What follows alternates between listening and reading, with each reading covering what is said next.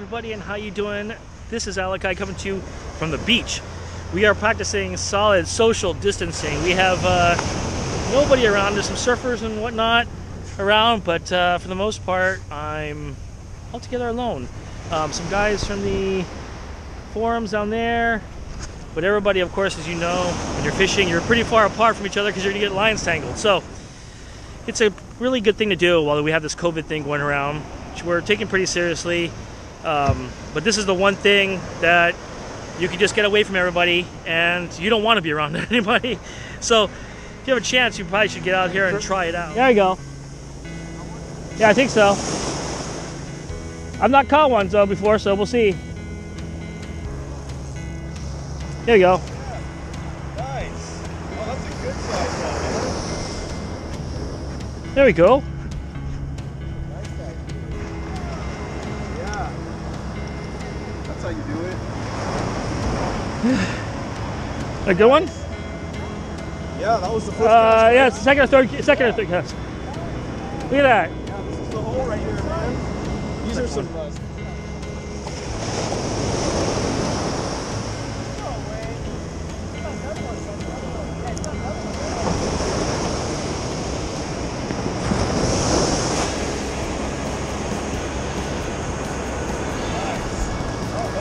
There we go. That's like the same way you Yeah. What's that? Yeah. They are pretty close, I think, right? There you go. Yeah, they are. There you go. There's another one. Oh my god, I'm gonna take this one to the hit. Ah!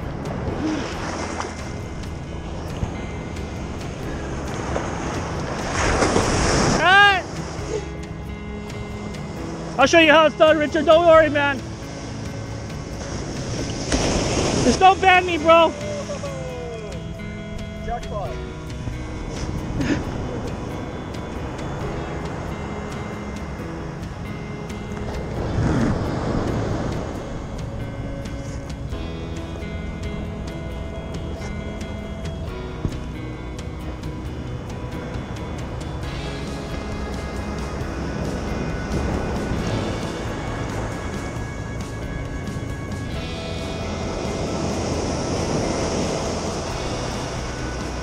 This is a bigger one.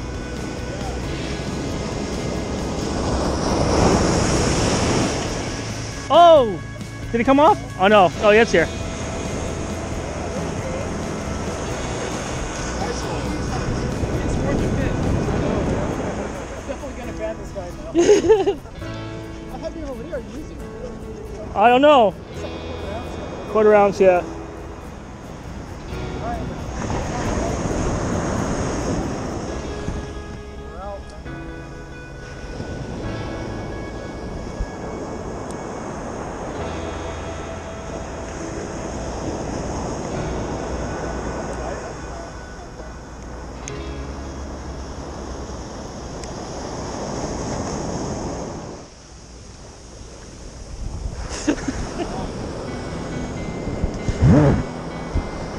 There we go.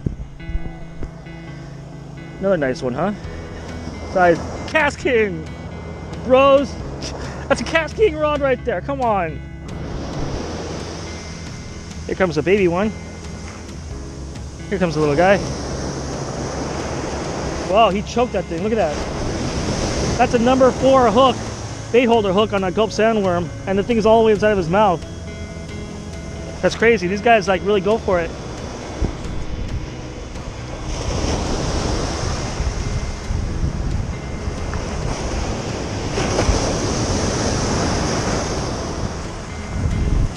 Come on, Richard! Come on, Richard!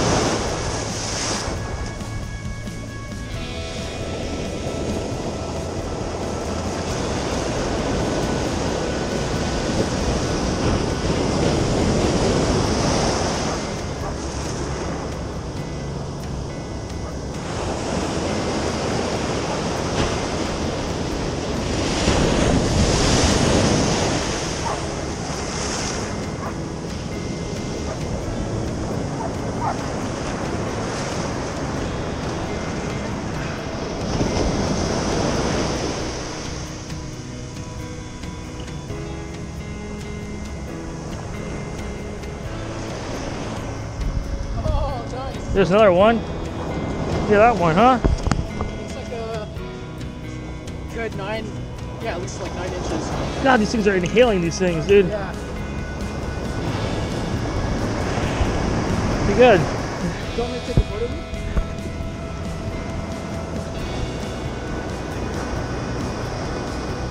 Alright, thanks, man. I caught this perch and it's actually throwing its babies out.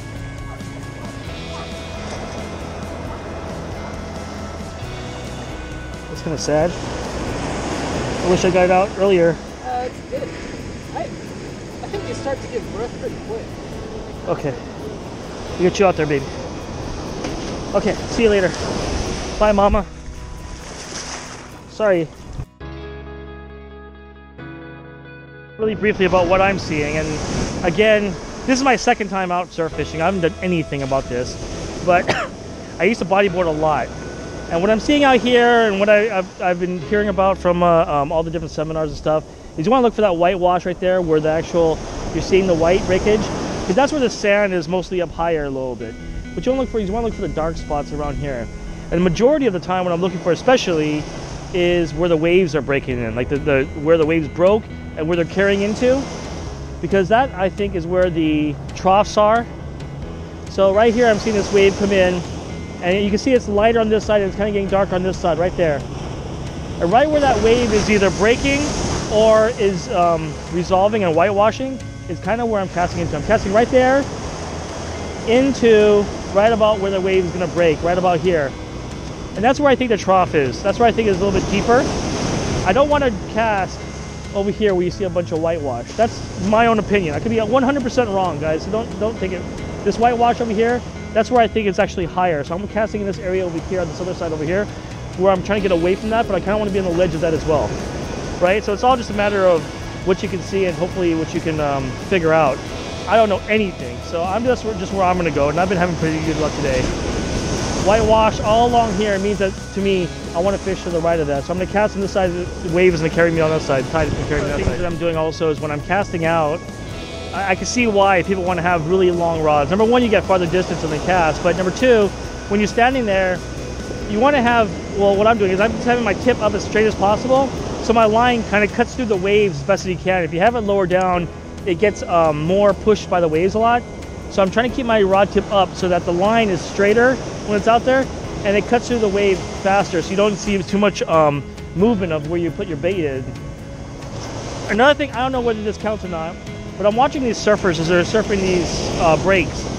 There's a break that's not really coming through to the very far outside, and all these things are breaking on the inside here. Again, I was talking about how I think that that's where the trough is at, right? But another thing that's really interesting to me is that these surfers are not catching these waves because there's just not enough power in them to carry them. You see them, they're not, none of these guys are trying to catch. There's some waves over there, but you see they're pumping or they're falling off over there. So when you're pumping, that means you're just trying to catch up to the wave and try to utilize the power of the wave in order to stay on, right? Well, it tells me that these waves are not very powerful, not enough to sustain the surfers. So I'm thinking that even though there is a little depth or a little trough there, it's not that deep. It's not enough for the wave to kind of have that action underneath of it. I don't know. Maybe that's something too. But see, that surfer was on that wave. He just forgot about it because these things are just kind of coming up on the top. And even though it's enough to force a wave, it's not enough to be, it's not deep enough. Maybe those ones out there in the second break, if it just rolls and it just breaks on the side of here, you know there's not very much deep troughs in this area. It's just all kind of the same height or maybe a little bit deeper. So there might be something on the outside area over there. So this surfer's on that one over there, but that wasn't on the inside. That was on the outside. There's another outside break right there. That's what the surfers are going for. I think I'm on a really small one here. Yep. Tiny guy. Woo! Did he get through that wave? Nope. Came off. So when you're bringing them in, if you see that wave come up, I've lost like 7 on that wave already. So even though they're on, when they come over here and they get into this break right here, I think what I need to do is instead of like trying to pull them through it, I just need to go and let line out so they go past the wave and bring them in. It's all just techniques I need to learn. Another small one to me. It's in the whitewash. I can't keep it tight if it goes in the whitewash, but here he goes. Tiny one. It's a baby guy again.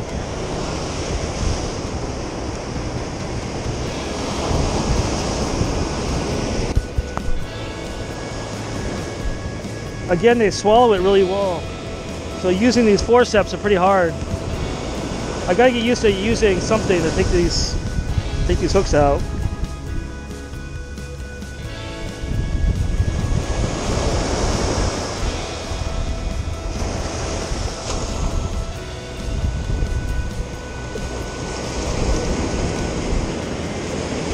There we go. Another little guy.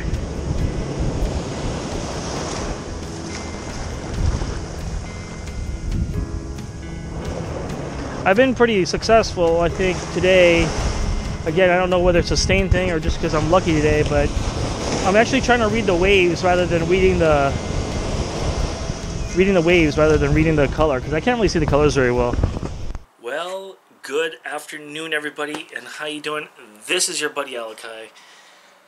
Oh, so maybe you saw the opener I did earlier. I'm going to do the closer now, which I'm talking about my day today. It was such an amazing time. It was my second time fishing surf. The first time I went out, I got absolutely skunked, so I didn't put a video on it.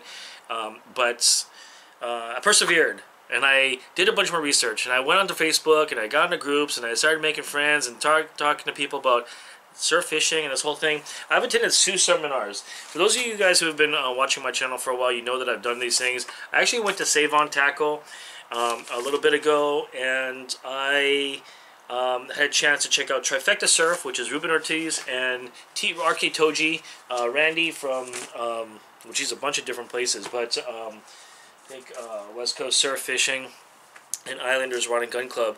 And they put me on, you know, a basic starting point. And on here they're talking about using light line fishing and everything. And I was like, okay, well, I got all this stuff. This is basically just a little bit heavier than trout stuff. We're fine.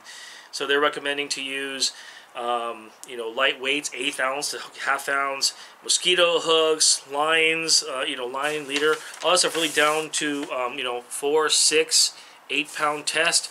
Really light stuff. And I was like, well, I can give that a try.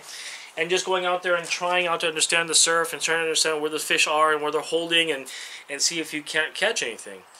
So I went and did that. And you guys saw the video today. So let me talk about what I did. So this is my standard setup. And again, for those of you guys who are regular to the channel, you've seen this before. This is just my Perry G2 along with my Sharky 3000 from Cast King. And I use this 7-foot rod, and I emphasize that, of course, for a reason, on my float tube. This is what my float tube setup. This is my main float tube setup with that Sharky. The reason why is because it's sealed bearings, so it's waterproof. So in case it takes a dunk or in case it gets wet in the surf, it's just to wash it off and you're done. You're ready to go. And it's never failed me. It just looks brand new still. I have that on with my same 25-pound braid. I'm not going to change it out. I'm not going to change it out, but I do have some ideas about the braided line on surf fishing. I'll talk about that in just a second. And then, I actually made a mistake, but maybe it was a good mistake. So, my 12-pound fluorocarbon that I'm normally using with the float tubing was all frayed up and everything, so I had to change it out anyways. So what I did was I actually changed it out, and I RP knotted it to 6-pound fluorocoat. For those who don't know, Fluorocoat's the Cast King brand. That's actually a monofilament with fluorocarbon coating. It's nearly invisible, but it's cheap. And I had this already at 6-pound test, so I decided to try to give it a shot. So I RP knotted it to that, so I actually went from braid to fluorocoat. And then I was like, oh damn, I just did that, and I still need to tie my Carolina rig, so then I have a little, I think it's about a 1/4 ounce weight, along with a straight swivel. And then I just tie it on a little size, I think this is a size 4 baitkeeper. And so it's not your normal setup where you go braid to the swivel. It's actually braid to fluorocoat to the swivel to the hook. And I did pretty well. You guys saw the amount of fish I caught. I think that might have actually helped out a little bit. I'm going to talk everything about my perspective and my absolute beginner newbiness. I don't know what I'm doing, but the braided line actually seems to be Yeah, of course I can feel everything. It's really nice for that.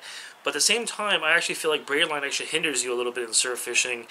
And let me explain why. And this is, if you don't agree with me, that's fine. Again, I'm new, right? I'm brand new to this. So go ahead and leave comments in the section below about why I'm not thinking properly. But when that surf is coming over across and it's cresting and it's crashing, basically what I'm seeing is I'm seeing a bunch of the slack of the braid go inside the wave, and it's pushing my line. So I've got about 3 waves to go from when I cast to when my line is probably about I don't know, 25, 30 degrees away from me on the right-hand side. So today I was casting straight out to my left, probably, I don't know, a little bit. And by the time 3 waves came about, I was about to the side. It was pretty crazy. So, of course, it's because I'm using light line and lightweight and everything. And but actually, I think what's also happening too is because when the waves are coming across and you have the braid there, the braid is kind of getting inside the wave there, and because it's like kind of made of a material, and it's almost like denser. It's almost like getting thick inside the wave comes crashing in, is actually affecting my line more because of the braid. I got a feeling that if I were to use monofilament or fluorocarbon and I was using it, it would cut through the wave a little bit nicer. I don't know. I'm not going to change it out. Don't get me wrong. I'm not refilling my reel by any means. But maybe that will help me cut through the wave. When I say cut through the wave, I just meant when the waves come over, it has less effect on my setup and where my cast is. That's my thought about that. I don't know if that's true or not. But these are just little things I've just speculated while I was out there just watching everything that was going to happen and how fast my setup was moving. So, a lot of you guys saw I was struggling with using hemostats. Hemostats, these things. I was having a hard time with these things. I do not like using these things at all. I do appreciate that they've got that kind of skinnier tip. I got to figure out a better way to do that because these fish mouths are smaller. And even though I'm using kind of a bigger hook, I know a lot of people are asking me to use mosquito hooks, but I think that would be even a worse spot if I use mosquito hooks on that. But I'm using the bait keepers, and I can kind of grab onto the shaft and kind of pry it in. These are hard to use for me. I just have to use some kind of long nose pliers and maybe not use those, or use maybe those trouts. There's like this green thing that you kind of slide down the line and you kind of hook it. You kind of go forward a little bit, bring it back. I don't know.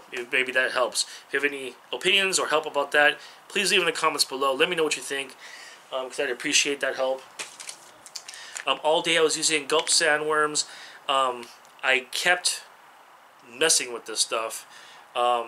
Because I kept getting a lot of bites, and so I was constantly making sure the bait was fixed on there properly. I do understand. I was watching a guy named PK, and he dries these things out, and I understand why he's drying these things out now, because they were actually getting tore up pretty quick. I probably used, this is a brand new pack today. I gave my friend a couple of them, but there's, I don't know, I probably used 6 of them today, just in like a 2-hour session, maybe 5. I don't know. I was catching quite a few, so maybe that's why also. And again, I don't know what I'm doing, so maybe it's some of the newbiness coming off of that. I'm carrying too much stuff is the last thing I want to talk about. I think when it comes to surf fishing, it's all about comfort.